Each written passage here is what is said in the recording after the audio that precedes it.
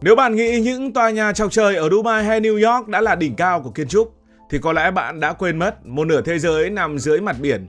Chiều cao của một giàn khoan dầu không chỉ là cái phần lừng lững giữa sóng gió mà bạn nhìn thấy qua ống nhòm.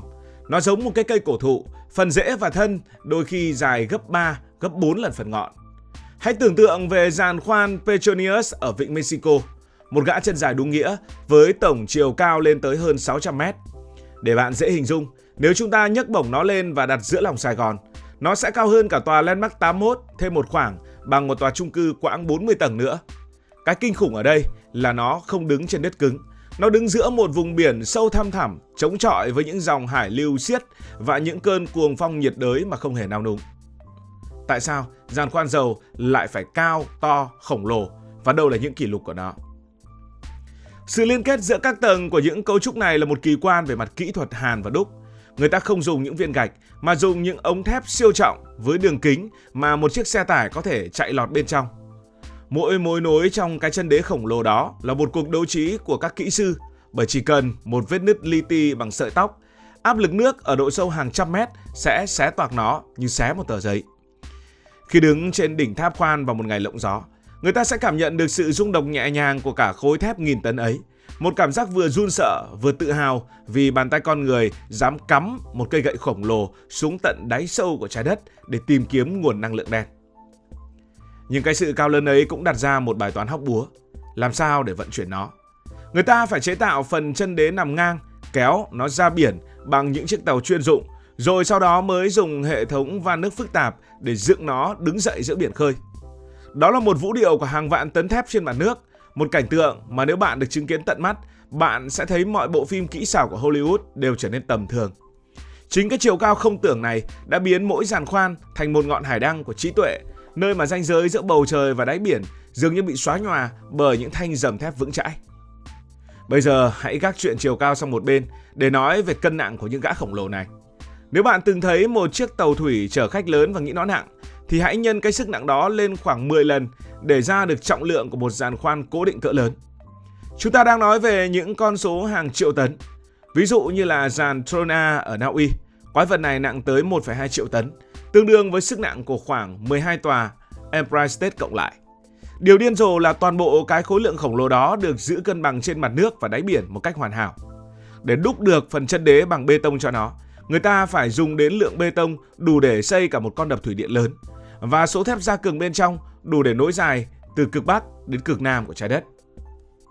Cái trọng lượng kinh hồn này không chỉ là để đứng vững, mà nó còn là một kho chứa khổng lồ. Bên trong bụng của những giàn khoan thép này là hàng trăm bể chứa dầu thô, nước thải, bùn khoan và nhiên liệu dự trữ.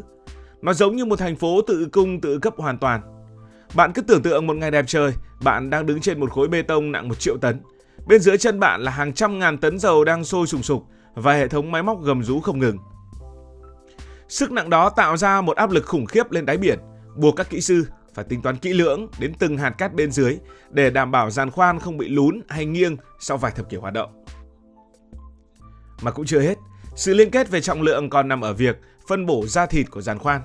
Phần tượng tầng, nơi đặt toàn bộ máy móc và khu nhà ở, thường nặng từ 40.000 cho đến 60.000 tấn. Người ta phải dùng những chiếc cần cẩu lớn nhất thế giới, những lực sĩ thực thụ của đại dương để nhấc bổng toàn bộ cái khối lượng đó và đặt lên phần chân đế đã chờ sẵn ở dưới biển. Đó là một khoảnh khắc nghẹt thở, nơi mà sai số chỉ được phép tính bằng mm. Phần này khi đã chạm vào chân đế thì cả mặt biển như rung chuyển dưới sức nặng của sự hội ngộ này, đánh dấu sự ra đời của một thực thể cơ khí mạnh mẽ nhất mà bạn có thể tưởng tượng ra. Nói về độ lớn mà không kể đến diện tích mặt sàn thì quả là một thiếu sót lớn. Một giàn khoan hiện đại không khác gì một cái sân bay di động kết hợp với một nhà máy lọc dầu và một khách sạn hạng sang. Diện tích mặt sàn của những gã khổng lồ, những cái lớn nhất còn dài hơn cả 4 sân bóng tiêu chuẩn nối với nhau. Nếu bạn đi bộ từ đầu này sang đầu kia của nó, có khi phải mất đến 15-20 phút chỉ để di chuyển trên một con tàu. Trên cái diện tích rộng mênh mông đó, người ta bố trí đủ thứ, từ tháp khoan sừng sững, những dàn ống dẫn chằng chịt như mạng nhện, đến bãi đáp trực thăng, lúc nào cũng sẵn sàng đón những chuyến bay từ đất liền ra. Cái hay của diện tích mặt sàn khoan là sự tối ưu đến mức cực đoan. Mỗi mét vuông đều có một nhiệm vụ riêng. Chỗ này là nơi đặt những máy nén khí khổng lồ với tiếng ồn có thể làm bạn điếc tai nếu không đeo bảo hộ. Chỗ kia lại khu vực ở yên tĩnh, sạch sẽ và tiện nghi đến ngỡ ngàng. Anh em công nhân trên giàn khoan thường gọi đây là thành phố không ngủ. Ánh đèn từ giàn khoan rực sáng cả một vùng biển đêm, nhìn từ xa như một viên kim cương lấp lánh giữa bóng tối vô tận của đại dương. Sự liên kết không gian ở đây rất chặt chẽ, từ khu vực sản xuất nguy hiểm đến khu vực nghỉ ngơi an toàn chỉ cách nhau một vài cánh cửa thép chống cháy siêu dày, tạo nên một cảm giác vừa bí bách nhưng cũng đầy an tâm. Và bạn biết không, diện tích này còn phải gánh thêm một hệ thống cứu hỏa và cứu hộ khổng lồ. Những chiếc tàu cứu sinh màu cam rực rỡ treo lơ lửng bên rìa giàn khoan, sẵn sàng lao xuống biển trong tích tắc nếu có sự cố. Khoảng không gian rộng lớn này cũng là nơi diễn ra các hoạt động vận chuyển nhộn nhịp hàng ngày. Những chiếc cần cẩu sải cánh dài hàng chục mét liên tục bốc rỡ hàng hóa từ các tàu tiếp tế bên dưới. Dưới cái công trường khổng lồ ấy, bạn sẽ thấy mình thật nhỏ bé, chỉ như một con kiến đang bò trên một chiếc tàu sân bay bằng thép. Chính diện tích bề mặt khổng lồ này đã biến giàn khoan từ một cỗ máy đơn thuần thành một môi trường sống hoàn chỉnh, nơi con người có thể bám trụ hàng tháng trời giữa biển khơi lộng gió. Nói đến giàn khoan mà không điểm qua những ông vua kỷ lục thì thật là mất hứng. Thế giới dầu khí ngoài khơi giống như một đấu trường của những gã khổng lồ, nơi mà năm sau luôn có một cái tên mới to hơn, nặng hơn và hiện đại hơn xuất hiện để phá vỡ mọi quy luật trước đó. Đầu tiên phải nói đến kẻ chinh phục vực thẳm, đó là giàn khoan có tên giàn khoan Perdido của Shell ở vịnh Mexico.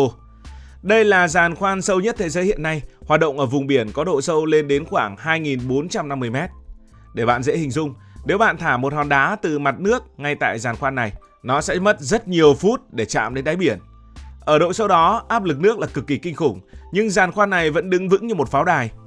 Nó không đứng trên chân đế cố định mà là một dạng giàn khoan gọi là spa, một dạng ống thép khổng lồ hình trụ nổi đứng, được neo chặt xuống đáy biển bằng những sợi cáp thép dài dằng dặc.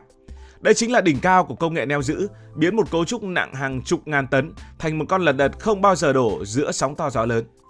Tiếp đến, nếu nói về mặt đồ sộ toàn diện, chúng ta không thể bỏ qua Prelude của Samsung và Shell. Về mặt kỹ thuật, nó là một con tàu, nhưng chức năng của nó là một giàn khoan và nhà máy xử lý khí hóa lỏng di động khổng lồ.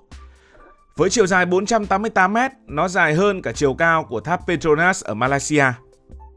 Khi nó được hạ thủy, nó đã chiếm trọn danh hiệu cấu trúc nổi lớn nhất từng được con người chế tạo.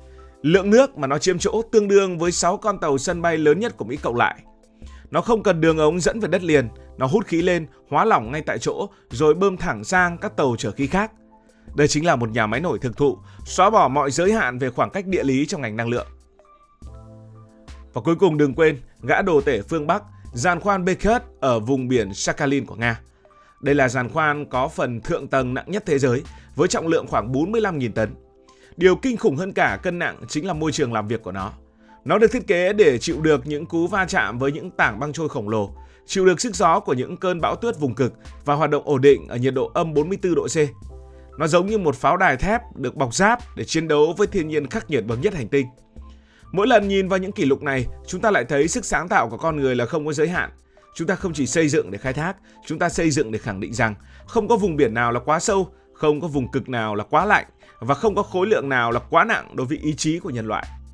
Sự liên kết giữa chiều cao, trọng lượng, diện tích và những kỷ lục này tạo ra một bức tranh toàn cảnh về ngành công nghiệp dầu khí ngoài khơi, một ngành công nghiệp của những quái thú cơ khí. Mỗi giàn khoan là một câu chuyện về sự dũng cảm và trí tuệ, nơi mỗi con ốc, mỗi con vít đều mang trong mình sứ mệnh chinh phục đại dương. Bạn biết đấy, thế giới giàn khoan còn rất nhiều điều kỳ thú.